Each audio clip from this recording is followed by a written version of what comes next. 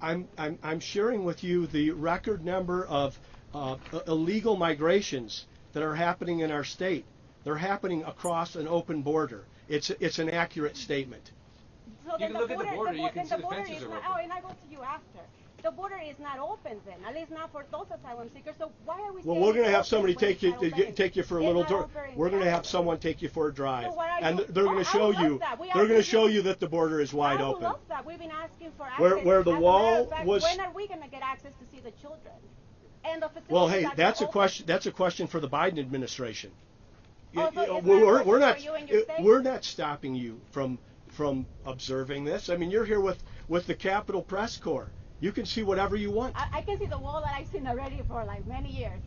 That's what I'm seeing. Well, isn't that a question? I'm not seeing what really is going on in our border. So if you're saying, you know, that we have an issue, so then what do we do with the children?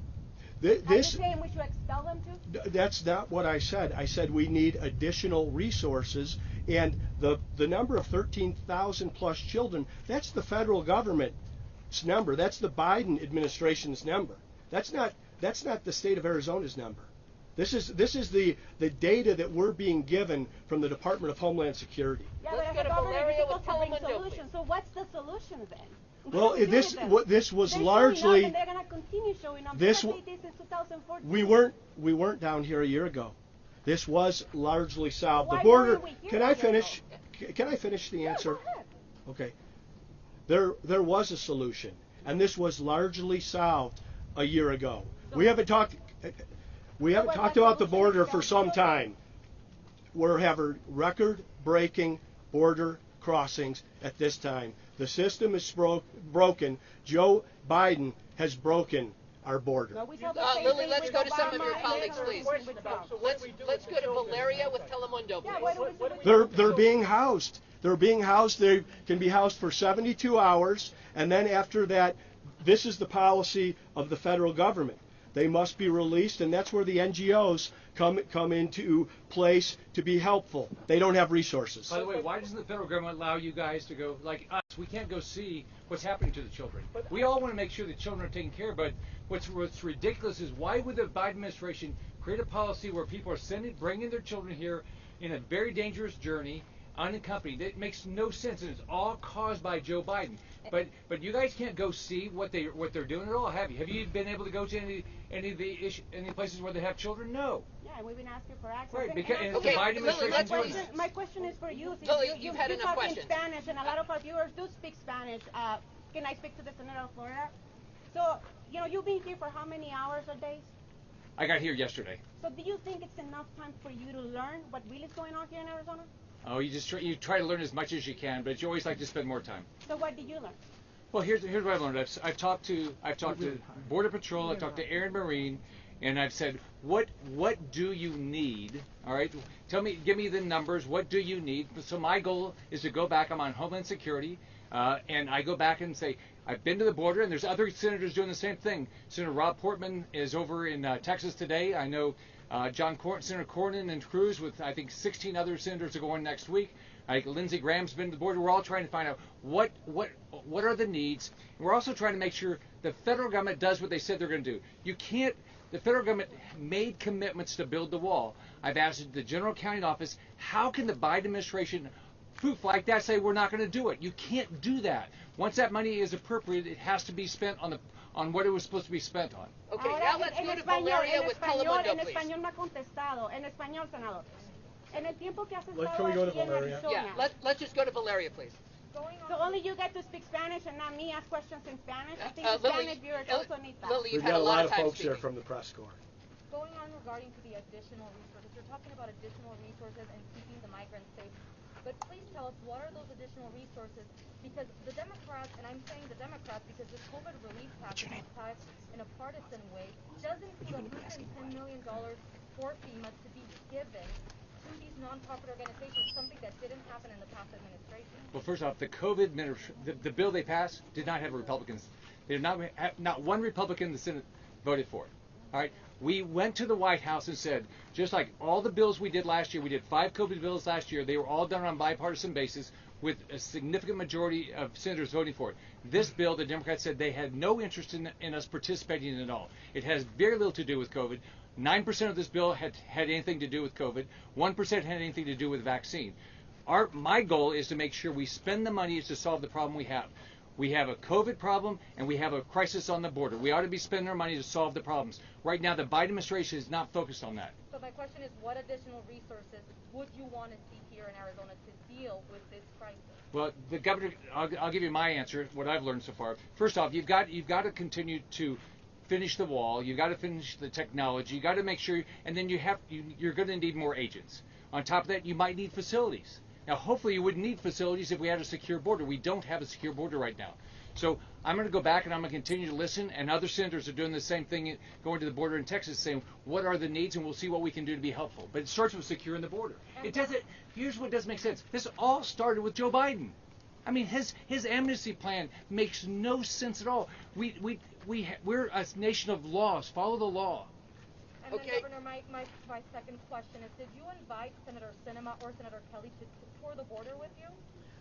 They're welcome to come anytime they like. Let's go to Austin. Governor, why won't you answer the question? Let's go to Austin with KVOA.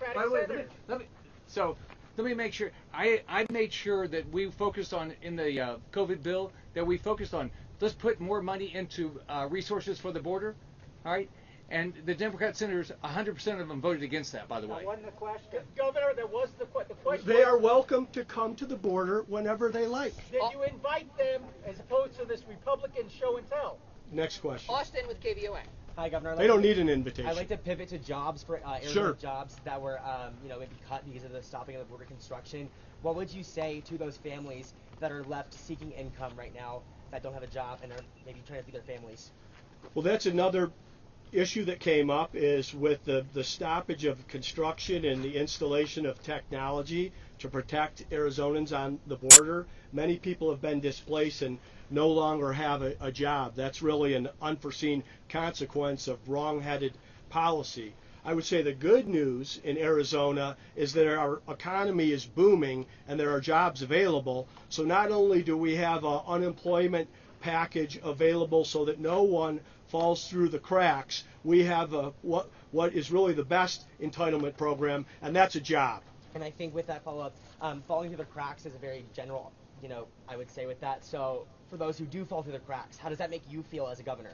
Well, nobody's going to fall through the cracks in Arizona. We've stretched and strengthened the safety net. We've been able to deliver over $13 billion of aid to 1.5 million Arizonans. No one's going to fall through the cracks. They just need to take advantage of what is put in front of them so that they don't. And again, there are jobs available.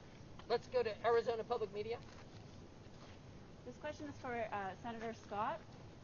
You keep saying that the Biden administration solely caused this problem, that this is a man-made problem, when for the last 4 years, asylum policies have been slowly dismantled.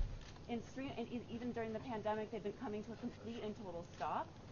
A couple years ago, there was a crisis, a totally different humanitarian crisis at the border, where children are being separated, where we still can't even find some of those children today. So please explain, why is it that the Biden administration alone, specifically in the time that he's been in office, caused this problem that you're saying? Just look at the numbers. Just look at the numbers. The numbers were there in 2018. They were there in 2019. Look at the numbers. Just in the last, from January to February, we had a 28% increase in apprehensions. If you talk to Border Patrol, there's also a lot of people that they don't even catch. Look at the number of children that are coming here. That was not going on last summer. The number of children, 9,500 children apprehended, just in 1 month, in the month of February. So I mean, it's pretty simple. If you just look at the numbers, you can see it all happened when Joe Biden got elected. Well, there were still children coming to the border, but they were being expelled. So that might be a big difference, wouldn't you say? Would you say that they should be separated or expelled? Of course, no child ever should be separated. What's the answer then? Would you say? No child should. First off, you secure your border, okay? You have an immigration policy that works. I can tell you what. I've been in the Senate 2 years. I went to the floor of the Senate. I had every Republican senator sign off on how do you fix TPS and give TPS for Venezuelans. Twice, the Democrats blocked it. The Democrats don't want to solve immigration. That's what's going on now. They don't want to solve the problem.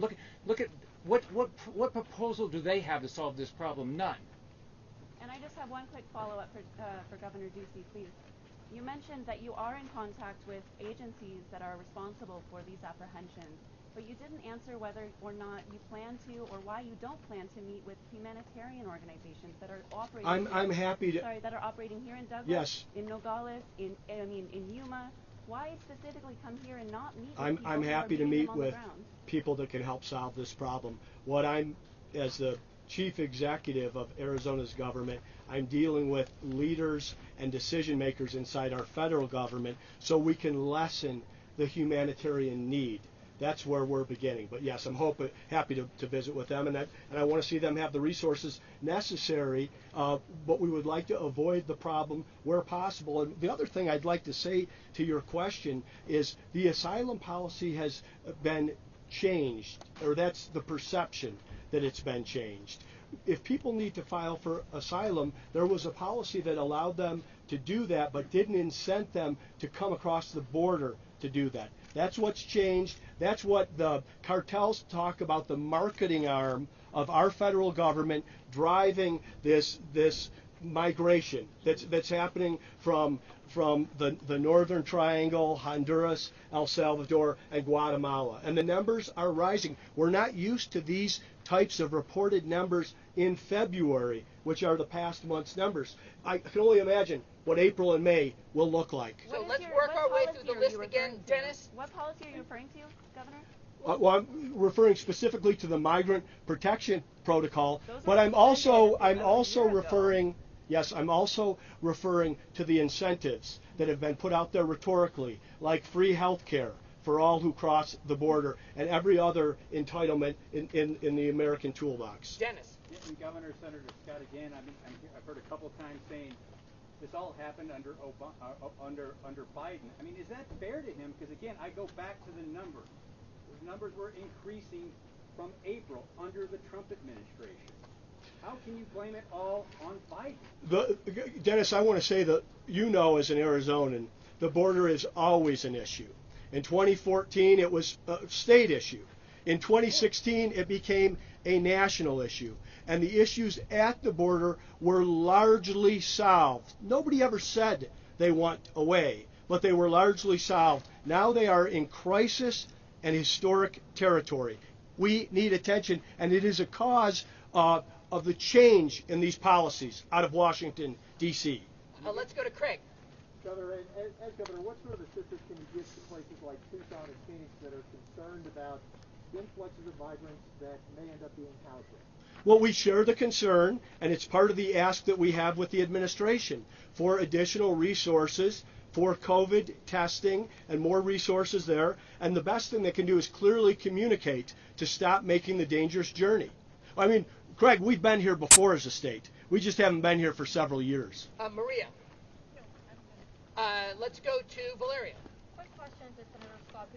From what I understand, you're saying Democrats are not doing much, or you don't agree with the actions they're taking. But there's right now various bills that would get the immigration reform that's due for over 4 years. One is the U.S. Citizenship Act of 2021, which includes more money for the border, more money for border security. There's another one, the Dream and Promise Act that passed yesterday, that would give Dreamers, TPS, and also farm workers, which is another bill, a pathway to be here legally, and we know they are helping our economy. That one already passed and it's going to the Senate. Would you vote in favor of it, and are you in favor of the U.S. Citizenship Act? So first off, I've been up there 2 years. My experience is Democrats don't want to do anything. They pass bills that then will never pass the Senate. I'll just give you an example. 2 weeks ago, I proposed $20 billion for border security. It got voted down. I proposed more money for border security in Arizona. Democrats 100% voted against it. So they don't have an interest. In my case, I want to do border security, and I've had proposals before, and I'm coming out with another proposal, how you take care of the DACA recipients. And so I'm going to continue to fight for immigration reform, but it's never going to happen if we don't have a secure border. It's not going to happen. But Senator, they are passing or presenting and passing bills that include everything you're just saying, but they're not getting support from Republicans. They voted against what you just said they wanted. Okay, I took an amendment to the floor of the Senate, and all 50 Democrat senators voted against it 3 times. Right, 3 times they voted against it. So I took TPS to the floor to fix that. twice.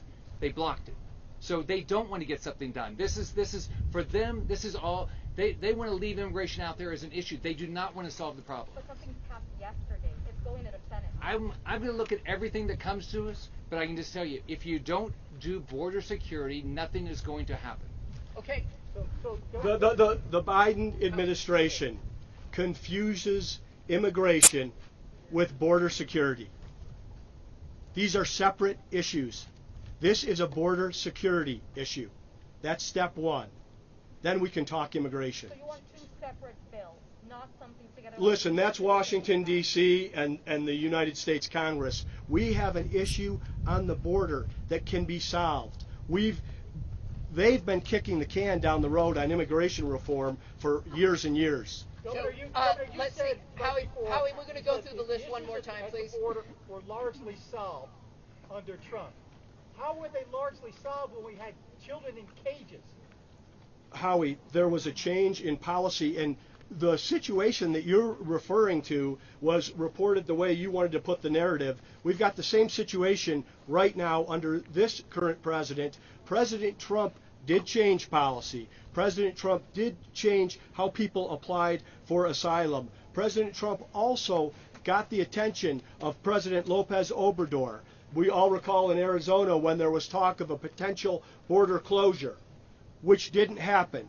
There was also talk about a potential 5% tariff on imports from Mexico, which did not happen. But all of a sudden, there was attention from the Mexican federal government, and there was a reinforcement on Mexico's southern border, which stopped, or we would say slowed, to a trickle, the migration that today we're experiencing. Okay, we have a question from the Sierra Vista Herald for Sheriff Daniels and Gail Griffin. Come on down. Good afternoon, everyone. Hi, Sheriff. Hi, Gail. I just wanted to get your take on what you saw today. Well, let me start off and thank you all for coming to Cochise County, and thanks for the governor and Senator Scott and all the leadership in the back of the room. I'll just say something that is obvious when I listen to you speak. It's not about politics, folks. It's truly not about politics. It's about public safety, national security, humanitarian, and a global health pandemic that we're addressing here in a rural county. And along with my fellow sheriff on the southwest border, we see the tragedy in 2019, like the governor was saying. By the way, one of the reasons I think they picked this county, besides the Border Strike Force that we work very close with the governor with and our federal partners, is the fact that Tucson sector is the second busiest area on the southwest border, excluding the Rio Grande in Texas. We work very close to our federal partners in leadership and keeping the stats up to where we're at and what we're doing down here. But what worries me, I'll just say this to you, thank you, Lita, for the question. In 2019, into 2018, when the surge kicked up, the caravan kicked up, just to give you a couple of stats, we had 141 countries breach our southwest border. We had over 1,000 gang members from 20 different countries breach our southwest border. We had 281 deaths on the southwest border. We had, this is what I worry about when it comes to the dangerous journey they make. We had 3,500 children exploited by the cartels in the human sector alone that brought down a lot of people. And we protected those 3,500 children, working with locals, sheriffs, and federal partners. We had 6,100 fraud families. When the governor and Senator Scott talk about legal, I'm all about legal, I'm all about processing. And I'll say this one last thing. Last year at this time, in my virtual system, which runs about 700 cameras along the southwest border in Cochise County into New Mexico, we had 300 to 400 last year. In August, it went to 1,200. In December, it went to 2,500, and we're off the charts again. We went 20 months without drugs in my county, thanks to my county attorney, because we have a 100% conviction rate for drug smugglers. Folks, it's all about public safety, national security, humanitarian, and now a global pandemic. Thank you. We've been working on these issues forever. At least 25 years that I've been. I testified in Senator Kyle's subcommittee on immigration. We are talking about two separate issues. Border security and the safety of the American citizens or the people living on this side of the border. Immigration is another issue. It's like if you have a leaky pipe, you turn off the water before you can fix it. We have to secure the border before we talk about improving additional immigration issues. I have people that have texted me and sent me messages that live right in the canyons, They live in fear. They have people in their backyard. Years ago, I had 50 or 60 individuals in my backyard, every one of them with a 50-pound bundle of pot on their back. And the spotter in the front has an AK-47, and the spotter in the back has an AK-47. And I'll tell you, it's a hell of a way for American citizens to have to live. We need to secure the border, take care of the people that are here. Arizona, America first, and then we can help others.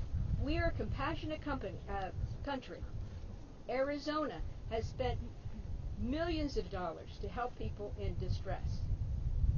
We need to improve. Come in, and again, the governor said, we support legal immigration. We want you to come in the front way, not sneaking in the back way. And Gail, one more question. I know at your level, I know you've been talking about it for many years, but at your level, what can you do? What can be done at your level? We have to get the message to Congress. I attended the meeting in Wilcox where the mayor in Wilcox was really upset.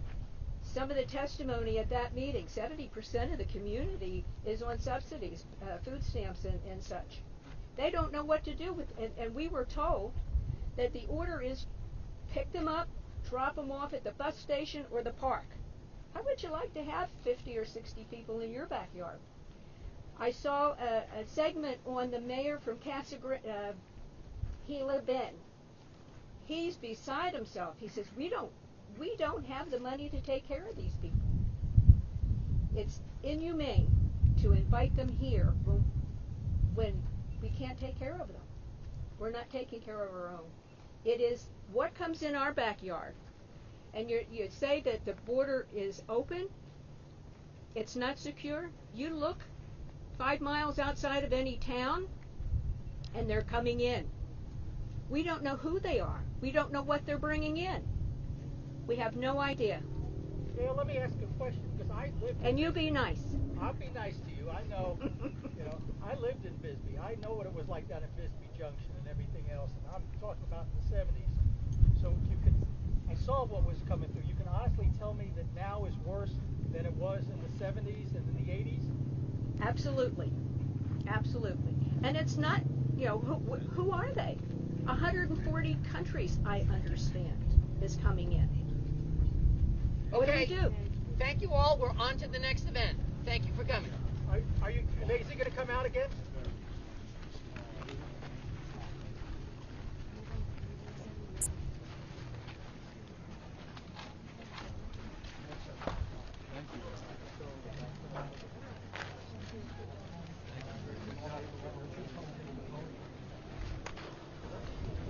All right, everybody,